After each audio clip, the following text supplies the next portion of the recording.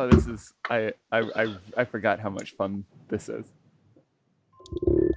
Trying to organize a massive Skype call. Yep. Yeah.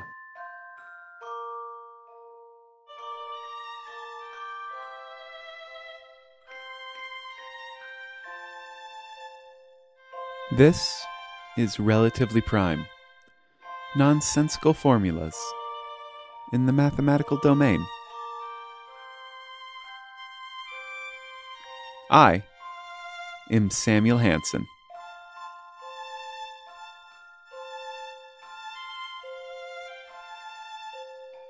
On this very special holiday episode of Relatively Prime, I'm joined by some old friends for a conversation about some of my favorite mathematical nonsense. So grab yourself a cup of hot cocoa and join us around this warm and crackling fire while we tell you the tale of how mathematics can make sure that you have the most perfect Actually, I don't want to spoil it for you. So instead, how about we just go right to the conversation?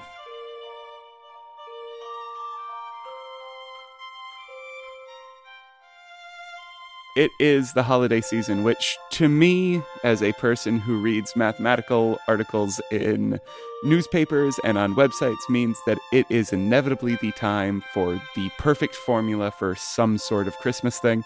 And so, joining me on this Relatively Prime, I have brought back some of my old mathematics friends from Aperiodical, Christian Perfect, Peter Rowlett, and Katie Steckles. Hello, happy holidays, happy Christmas, and happy maths. I don't usually say that, so that's for y'all. Oh, wow. That's very kind. You didn't introduce Paul. Oh, sorry, Paul. Are you there? Yeah, Paul is also, as a fellow Aperiodical writer and my husband, Paul is just adjacent to me at all times, so he's here as well. Shortly I'll be going to do shopping. Yeah, Paul is literally in the festive spirit going Christmas shopping in about 30 seconds, so yeah. It's fantastic live Christmasing as we talk. That's brilliant. And this is everything that anyone comes on to Relatively Prime to listen to is definitely live Christmasing. Yeah. So, what is it about the Christmas season that seems to bring out these perfect formulas from, it seems specifically your newspapers? I think There's a lot of stuff to sell at Christmas. That's it's the root of because it. they're essentially adverts, aren't they? They're literally just a cheaper way of getting an advert, getting a full page in a newspaper. Rather than paying for an advert, they will pay a mathematician some paltry sum or like send them a free bottle of champagne or something. And in return, they will get like a full page article in a newspaper, which the newspaper presents as being scientific fact, but it's actually just a massive advert. Yeah. I'm not, it's not that I'm annoyed about this or anything, Is this something that doesn't happen in your country? Should you explain what it is we're talking about? I guess that I probably should. I'll look at this one, which is actually featuring work from someone in my country. It was one that was published on the 4th of December this year, and it is titled, "Is This the Happiest Christmas Song in the World? Scientist finds the formula for the perfect festive tune guaranteed to improve your mood." Which, I mean, that's some pretty solid headline writing. It's way too long for a headline. And Yes. in it, they talk to a Boston musicologist, Dr. Joe Bennett, who has apparently studied lyrics, tempo, and musical key of 200 Christmas songs and found that the best tempo is 115 beats per minute, and that you should mention the word Christmas a lot, 21 times, because that's been, quote, proven to evoke happiness in people. What I liked about this was that in the headline, it says, "Scientist finds the formula for the perfect festive tune guaranteed to improve your mood." And then the opening quote from him is, "There is no simple formula for a successful song." Which, yeah, So that was this is a my favorite non-story, too. right? Yeah, I think That's essentially the point that a lot of these miss, that they're basically trying to model something that is in fact immensely complex. And they just sort of do a bit of data gathering, and sometimes they put linear regression on it and find an equation, or sometimes they like identify factors that are positive. But they're literally never going to get anything that is scientific. Like if you put together a song that had exactly 21 mentions of the word Christmas and had exactly the right tempo and so on, there's no guarantee that it would be in any way a good song. And those 21 references to Christmas Day were because of a recent study by the University of Vermont, where they found it was a keyword that evoked happiness. You can find the archive article, and it's entitled "Positivity of the English Language." I'm just mildly astonished that they actually linked to that archive article at the end of the Daily Mail piece. Yeah. Uh-oh. Which is a much higher standard than the vast majority of the British press. That's true. I didn't realise what they were doing. They did link to that, but they in no way linked to the actual thing that this Dr. Joe Bennett apparently wrote. Oh, nice. So they've done sort of what we would do.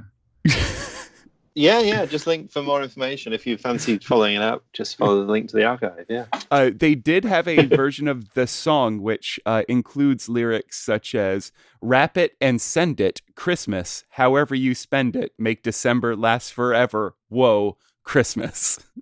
I imagine there's a tune or a melody for that makes it a bit more compelling a sound.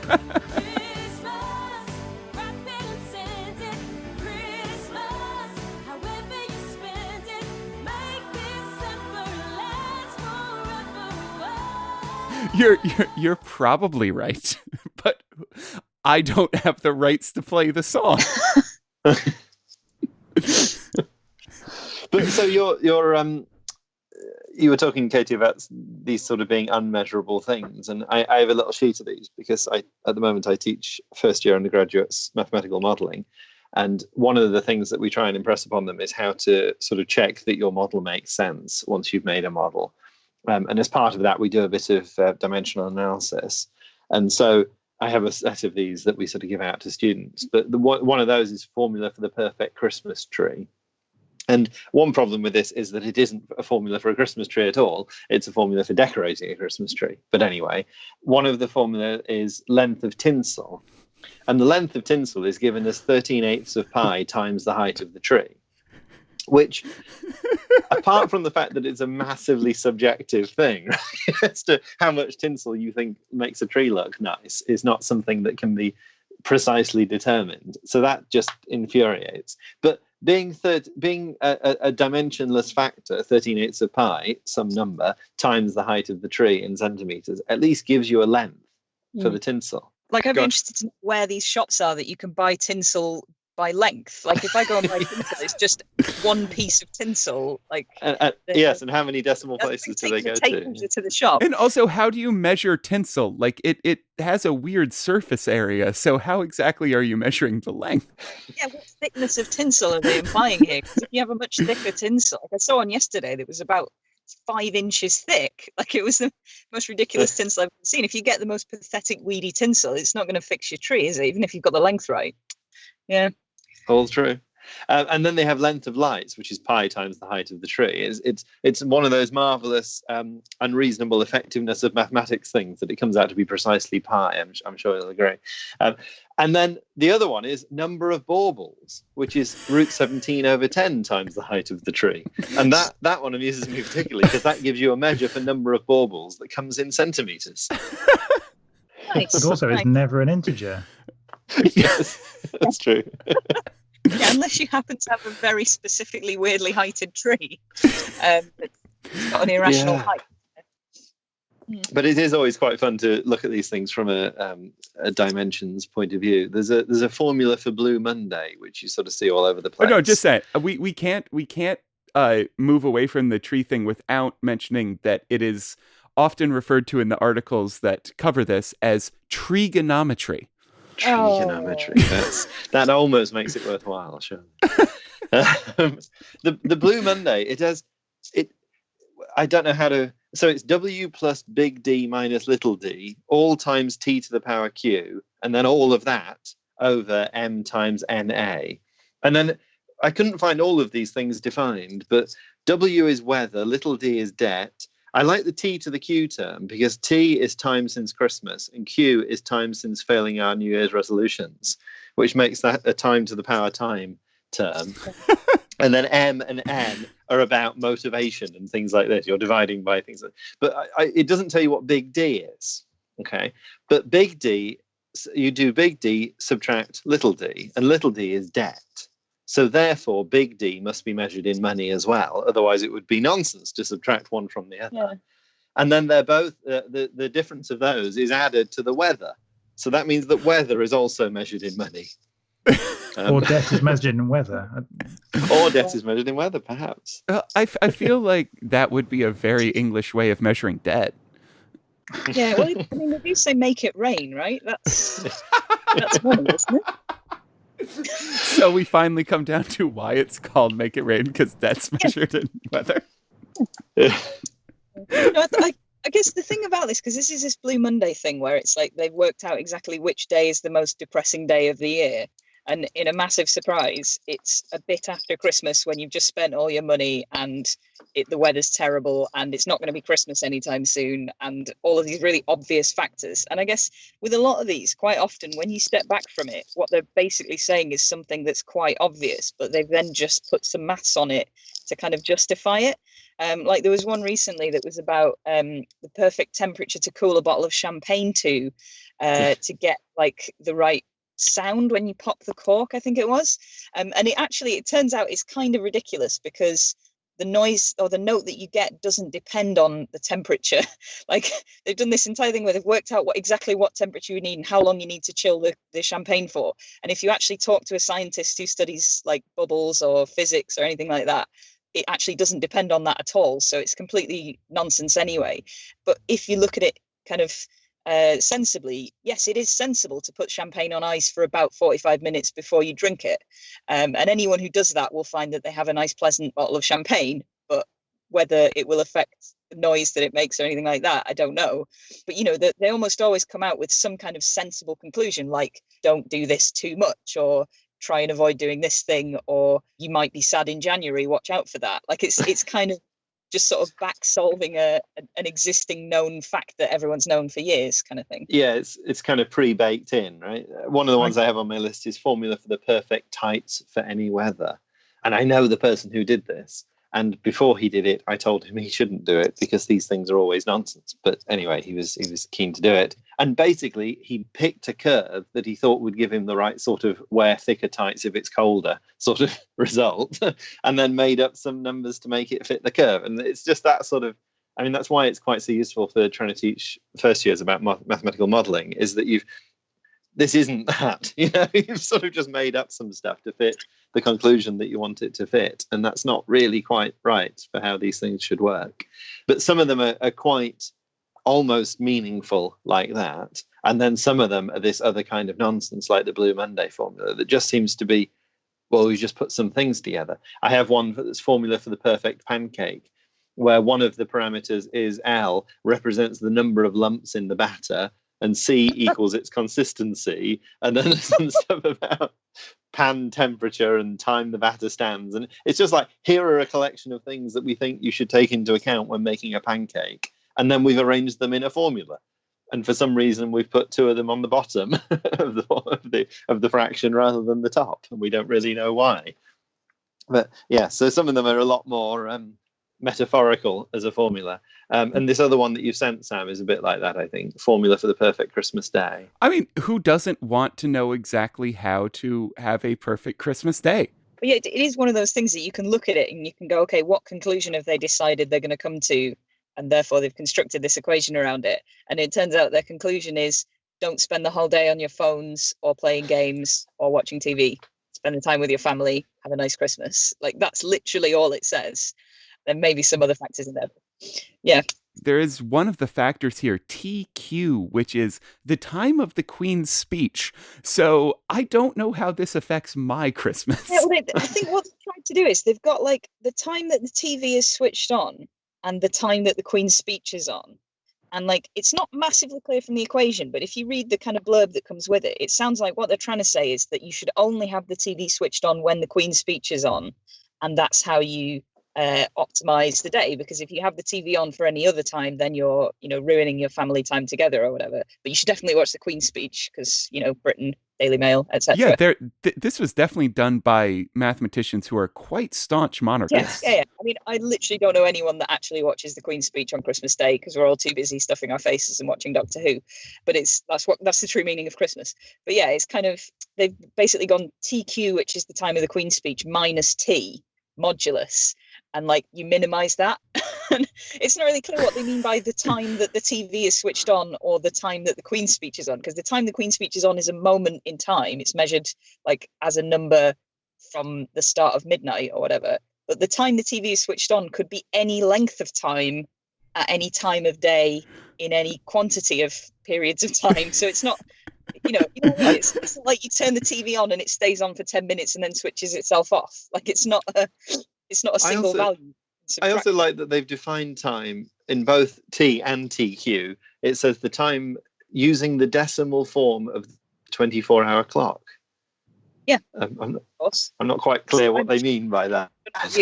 Well, and let's not forget, it's all been raised to the power Q, which is listed as one of the misery factors. Yeah. They're saying that if you're the kind of person who would be really annoyed by not being able to watch TV, then Q is higher, but they've not given any way how to like actually work out the value. So Q is 1 if everyone's completely fine without TV or games or mobile phones, but it's higher if you're the kind of person who would be upset by that and then just doesn't tell you how to calculate it. I don't know if there's like a simple quiz you can take that gives you a value for the misery factor. I mean, so far we haven't heard from Christian about this, which makes me think that he actually thinks that this is a good formula.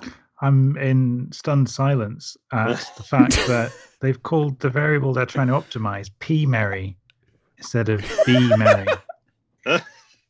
P Merry being the percentage chance of a Merry Christmas is what it says. So then that would be P brackets Merry. Yes. Yes.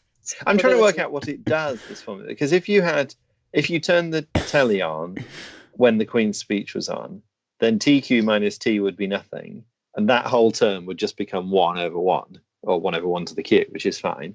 But the other two terms, you've got little m is the number of mobiles switched on during Christmas Day, and then NM is the number of mobiles in the house on Christmas Day. Mm-hmm. And then there's a similar thing for G for gaming devices. So you've got a fraction of the number of mobiles that are turned on over the total number of mobiles. I mean, these are just going to produce, I don't quite understand. Is this going to produce definitely a percentage? I think it's meant to just be like, if the proportion of mobiles in the house that's switched on are small, that's good. Like that will then minimize the... If you have nothing turned on and you don't watch the Queen's speech, then it all works out as 100. So you've got 100% chance of a good Christmas. Okay, so the optimum I remember it's a percentage chance. I've misread the formula explained. I was thinking this is not going to produce a number between 0 and 1. How can it be a probability? But you're right, it's a percentage chance. It's a percentage chance because they're easier to understand.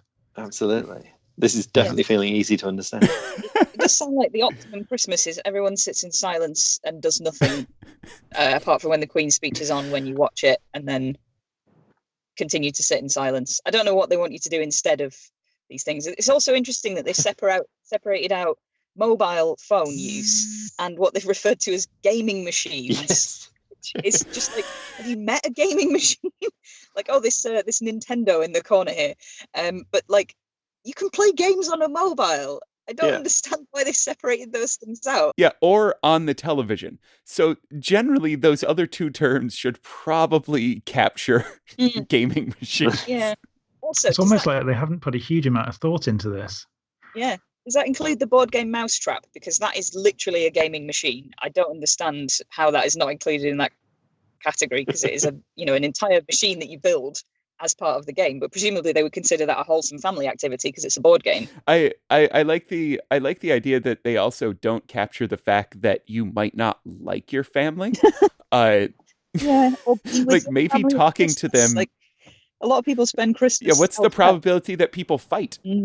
Yeah, and there's no requirement in this formula to because it's the mathematical formula to ensure the perfect Christmas day is what it says in the caption, and there's no requirement to eat or exchange presents or many of these any factors these are out of your control.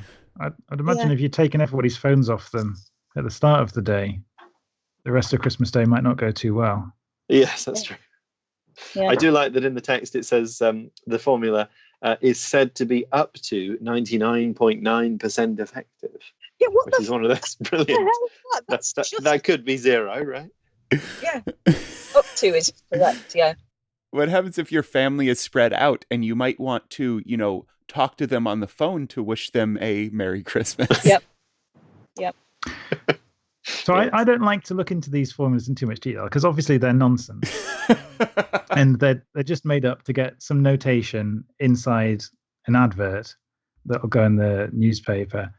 Really, you have to look at them as postmodern artifacts. Like lots of the postmodernists like to use mathematical notation to say whatever nonsense it was. But really, you have to look at it in context, and you have to look at how it's reported, which is why I came up with the Aperiodical's nonsense formula disapprovomatic 3000.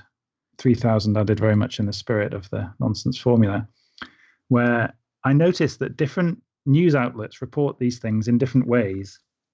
Mainly, they achieve the main object of the formula, which is to get the name of the product or organization sponsoring it in the article. But there are some other categories that I ended up looking for.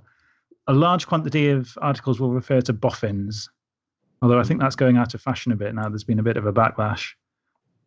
Very few articles linked to the actual work that's referred to. If it's something that, say, there was a paper on the archive, like the first thing we talked about, very few stories will link to that. They will link to the Amazon page for the product being sold. If you give them enough money.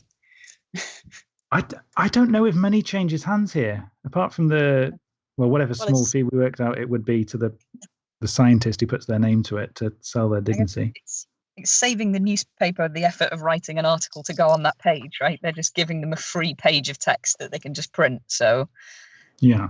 It's interesting seeing how the formula itself is displayed in lots of places, because obviously newspaper publishing systems aren't set up to typeset maths nicely very often. So it'll differ. Either they'll have a go at doing it in line with subscripts and superscripts and generally just forget about fractions. I have seen one once where the fraction went missing. We got the numerator. And then the rest of the formula didn't make any sense because they didn't have the right symbols, but who cares? Sometimes it's an extremely blurry screenshot that they've been sent by the researcher. The Daily Mail actually does really well on this, and I don't know why. They'll link to the research. Once there was something Stephen Hawking did ages ago about betting, and they actually hosted the paper he had written, PDFs, charts, everything. It was absolutely incredible. I don't know why they go above and beyond everybody else. It feels like the Daily Mail are basically the leading purveyors of this type of ridiculous bollocks. So they've now done enough of them that they've seen enough formulae that they've learned how to typeset them properly. I don't know. Mm. I was going to talk about how you can spot they get a press release and basically they have to change some of the words like you would when you're at school, changing the article off Wikipedia to make it look like your work. And you can spot the phrases that reappear. I've had this just recently. My first years, I've handed in a history of maths essay, and I did have one saying, "Oh, look, I'm really struggling with this because I can't think of another word for this word." Or, "Oh, no, she'd written a sentence," and I said, "Oh, this word should be something else," and she said, "But that's what it said in the original. I had to find a different word for it." And I'm like, "That's not paraphrasing." Oh, dear. So Christian, what are these key phrases that you've identified? Yeah, well, and if you can, could you please put them in some sort of ridiculous percentage-based equation so that we can now identify them in the future? Oh, I don't know. Formula for the perfect nonsense formula story. I'm not happy with that. Boffins is one that turns up a lot. Puzzled for centuries, for some reason, turned up quite a lot. If you can say that this problem has persisted throughout time, that's good. Some kind of reference to maths being hard. And the name for the person who's supposedly done the work, if it's not boffin, it would be researcher. There aren't many other words that news articles will use. Mathematician's a good one, even if it's not a mathematician. I always like complex equation. Oh yeah. That's always a good one to show like they really know what's going on here. Oh, prediction's another one. If something can predict, even if it's just like giving you the formula, like there was one for a recipe, or I will get onto who that is in a bit. So if it's a recipe for how to do something, it's a formula to predict. That's not right. Yeah. You keep using that word, but I do not think it means what you think it means. Yeah. I'm just looking back through my comprehensive archive of articles about these nonsense formulas, and the one that Stephen Hawking did, it was how to score in a penalty shootout. And the Disabreuvomatic, I've got all my usual columns, and then the last one is unexpectedly insults Luis Suarez. And just over half of the article did it. Nice. And as far as I can tell, that wasn't in the press release. Wow. Was this like right after one of the times that he bit somebody? Oh, it probably was, wasn't it? 2014, yeah. Yeah. That's not the World Cup year. No, but he bit someone as a Liverpool player too. He bit people in all sorts of contexts. And as an Ajax player, he's literally bit 3 different people 3 different times on the pitch. Oh, are we going to talk about Eugenia Cheng? Well, since you previewed it, I think you'd better. I do not know how to feel about Eugenia Cheng. She's really, obviously, very keen on popularizing maths, which lots of us are. And her recent efforts have been quite interesting. Like, her books have been really good, quite compelling stuff about baking and things like that. Really good. But she seems to have started out with doing these nonsense formulas for all sorts of different places. And the formulas would come out, they'd be more on the nonsense end than the makeup, like clearly whether she's done some modeling or not. I think that Christmas tree one was some of her students a few years ago. Is that right? Yeah. Quite possibly. It was at Sheffield where she was. I mean, she's done some which are basically founded in maths. Like she did one about scones a little while ago. Well, that was used on the Bake Off this year. Really? Oh wow! It was like the amount of cream and jam you meant to put on top of a scone, which in Britain, if anyone doesn't realise this is a crucial, very important matter. But you put like a bit of cream and then you put a bit of jam, and she'd modelled it as like a cylindrical wodge of cream on top of the scone and then some jam on that, or whichever way around it goes. And she'd done like the formula for the volume of a cylinder, and this is how much jam and this is how much cream. And I kind of liked it because you could imagine like a school teacher who wants to teach about cylinders could actually take the article to their students and say, look, can you see that she's used this formula, and this is the formula for a cylinder, and this is how much cream and jam you would need, and they could do some, scones in class, and it would be great, and it'd be a nice activity. But like, it was based on this actual mathematical formula, which is fantastic. But the main problem I have with it is that she is like an actual researcher. She's done a PhD, like she's a mildly medium profile person in terms of maths outreach. And like the fact that she does these gives all the other ones credence. Like the fact that someone who's actually relatively well known actually partakes in this kind of stuff means that anyone who then just, wangs a bunch of variables in a pile and, doesn't bother with dimensional analysis and throws it on a newspaper is considered to be the same level of scientist as someone who's actually taken a mathematical formula and applied it to a real world modeling situation. And, there's a spectrum, I guess, because some of the stuff that she's done is at different points on the spectrum of rigor. But, if you're doing it properly, anyone who isn't doing it properly then also benefits from that. And it winds me up immensely because most of them are just crap. So if I was asked to do one, I would probably either say I will do it for an immense amount of money, like a large enough amount of money that they would definitely say no. And then I could at least say, if they'd been prepared to pay.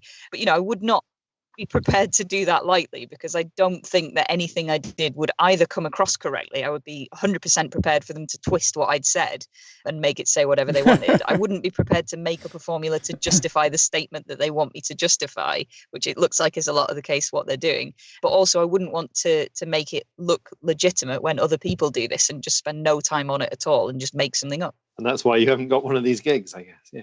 No, well, I had someone asked once about doing some life hack equations, things like you get to the train station and you walk down to the far end of the platform so that you can get on at that end of the train, and then at the other end you're already in the right place, and you save a little bit of time. And they were like, could you help us to calculate how much time people can save? And it sounded really unclear what they actually wanted me to do. I was like, you give me some values, you're going to specify a specific train journey, or a specific station with a given platform length or whatever. But they were very, very vague about what they were going to do, and they initially sounded like they were interested in me doing it, but then eventually just never got back to me about it. So no, see, that's when you definitely accept and expense a ton of very long train trips to them for research.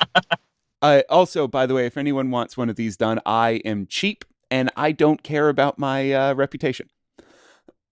See, the silence there, everyone knows that I'm not lying. No comments. So I want to thank all of you for joining me, and I want everyone to remember, don't watch much television unless it's the Queen's speech, especially if you're in the United States, and mention Christmas as much as you can, especially after Christmas, because that's when people are sad, and the word Christmas makes people happy. That's what I've learned. I reckon saying Christmas as much as possible in February will make everyone delighted. That's what Saying I it find. right now is getting me pretty excited, so I won't disagree with that. So Christian, Katie, Peter, thank you so much for joining me and talking about this. Very good. Merry Christmas. Merry Thanks, Christmas. Andy. Yo ho ho. Wait, that's pirates. Ho ho ho.